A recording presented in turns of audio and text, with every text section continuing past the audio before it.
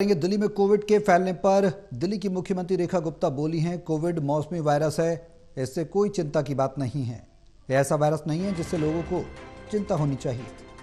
दिल्ली में इसके लिए पूरी तरह तैयारी है, कोई भी शख्स परेशान ना हो। दिल्ली सरकार ने सिख दंगे की पीड़ित 125 लोगों को भी सरकारी नौकरी दी है। तो कोरोना को लेकर दिल्ली की मुख्यमंत्री रेखा गुप्ता ने कहा कि सरकार पूरी तरह से सतर्क है। अस्पतालों में व्यवस्थाएं की गई हैं और ये कोविड जो है मौसमी वायरस है, इससे कोई चिंता की बात नहीं है। मुख्यमंत्री रेखा गुप्ता ने यह भी कहा कि ये कोई ऐसा वायरस नहीं है जिससे लोगों को कोई चिंता होनी चाहिए। दिल्ली में इसके लिए पूरी तैयारी की गई है, कोई भी शख्स परेशान ना हो।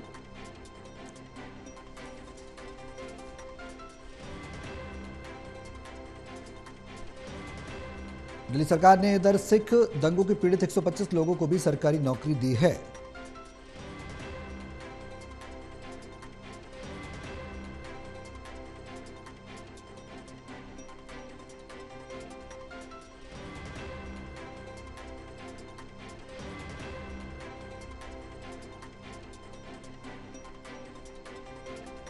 दिल्ली में कोविड के फैलने पर मुख्यमंत्री रेखा गुप्ता ने कहा, कोविड मौसमी वायरस से कोई चिंता की बात नहीं।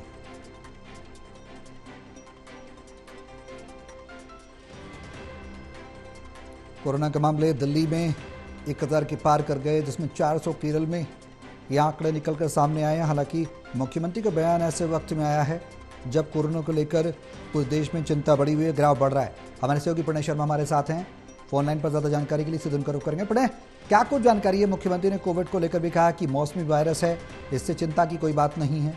कितनी तैयारियां दिल्ली सरकार की और मुख्यमंत्री रेखा गुप्ता के इस बयान के क्या मायने?